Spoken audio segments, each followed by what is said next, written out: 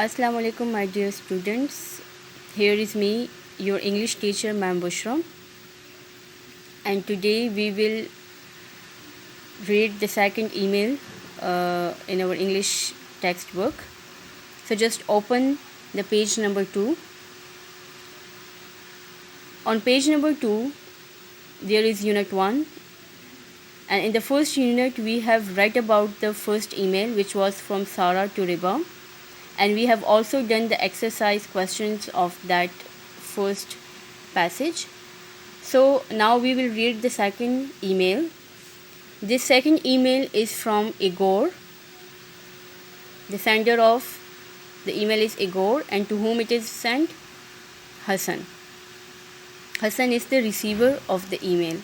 And what is subject of the email? Greetings from Moscow, Russia. Moscow is the city of Russia. Now let's see what's in the email. Privyet. Now what is the meaning of Privyet? In Russian language, Privyet means hello, hi. It's a greeting word. So Privyet, it means hello. Here in Moscow, we have beautiful ancient churches and cathedrals, as well as the famous fortress of the Kremlin. Igor is telling Hassan about Moscow. So in Moscow there are beautiful, ancient means historical churches, church where Christians go and worship, and cathedrals. Cathedral, it is a special kind of church, as well as the famous fortress of the Kremlin.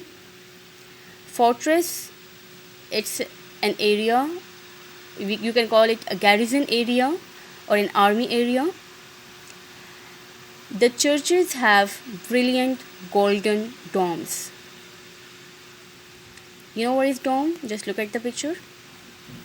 This is dome, and we can also see the domes on our mosques, on our masjids. So you will be familiar of this thing, the dome.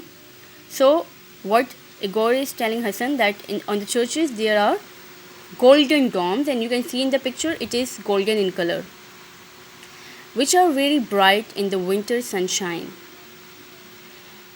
In Red Square we have St. Basil's Cathedral, which was built in the 16th century.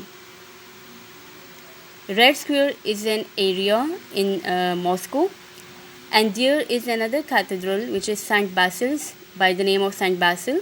And when was it built? It was built in the 16th century.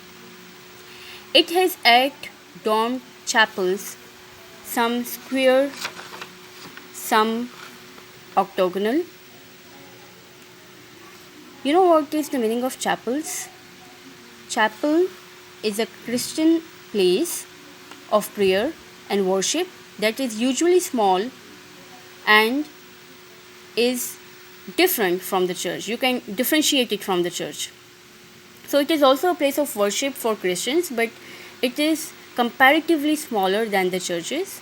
So there are 8 domed chapels, some square, some octagonal. Octagonal, 8-sided. Each with a multicolored exterior. The exterior is multicolored. It is a wonderful sight. We have world famous art galleries, just as we have read in the previous passage that in London there are famous art galleries. So same is here in Moscow. There are famous art galleries where you can see beautiful Russian portraits, pictures, frames, and landscapes with their characteristic birch trees. Birch is a type of tree. It is a species of trees. In winter, it is many degrees below zero in Moscow.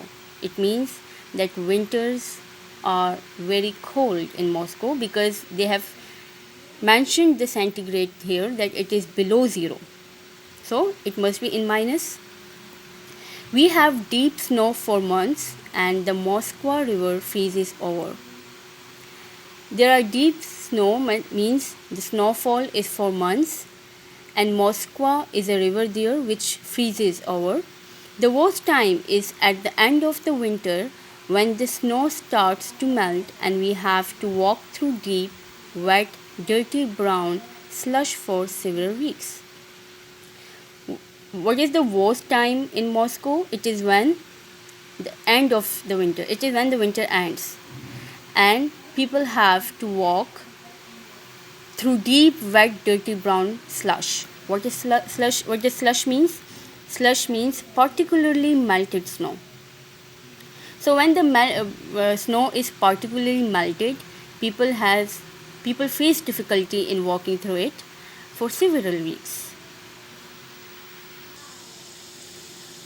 Now let's come to the third email.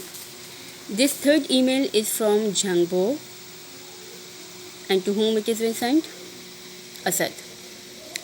Subject of the email is greetings from Kathmandu. It means in this email we will learn some facts about Kathmandu. Let's start the email. Hi, here in Nepal we have Mount Everest. Mount Everest. This, I don't think so, this will be a new word for you.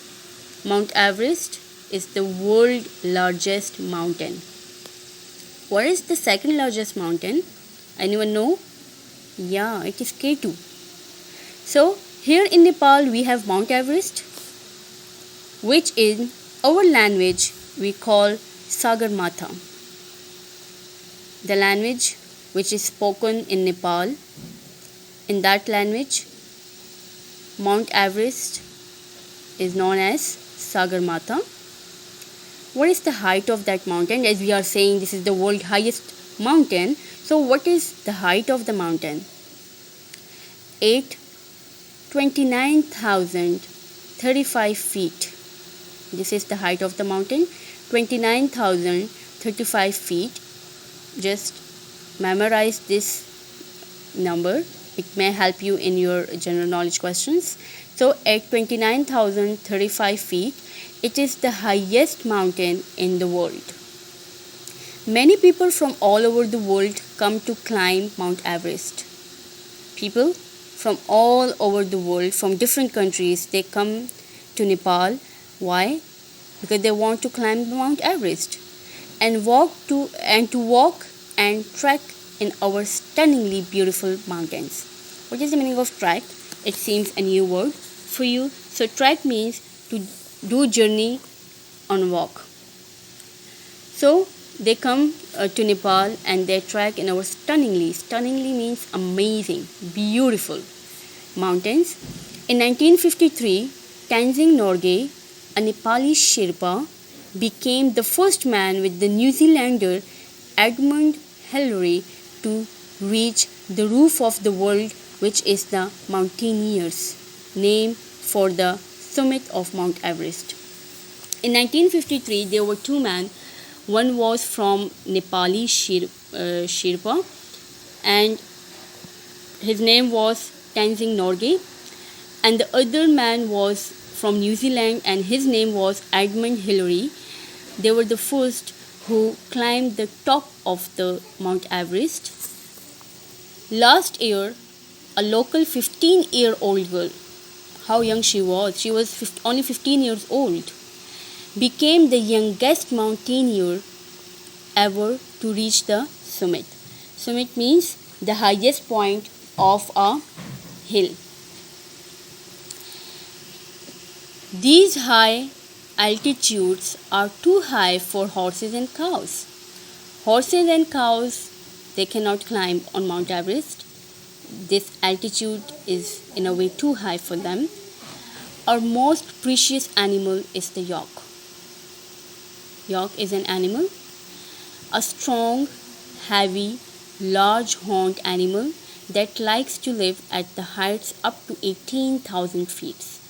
Yak is an animal, and this animal loves to live at heights approximately 1800 feet above The yak has a long, thick, shaggy coat, shaggy, hairy coat, and is the size of a large ox. Coat doesn't mean that he wears a coat. Coat means his skin is shaggy and is the size of a large ox. It provides us with food, transport, shelter, and clothing. It is a helpful animal. It helps the people there in Nepal in helping them in search for food, in transportation, in shelter and clothing. Can you see why the Tibetan word of yak is Nor? In the Tibetan language, the word yak is Nor. And what does Nor means? Which means wealth. So this animal yak is considered as a source of wealth. So that's why they call him Nor. So today we have read two emails. One was from Moscow, which is the city of Russia, and the other was from Kathmandu. In the email from Moscow, we came to know about different facts of Moscow, and in the other email we came to know about Nepal and its facts. So I think it's enough for today. Take care of yourself. Allah Hafiz.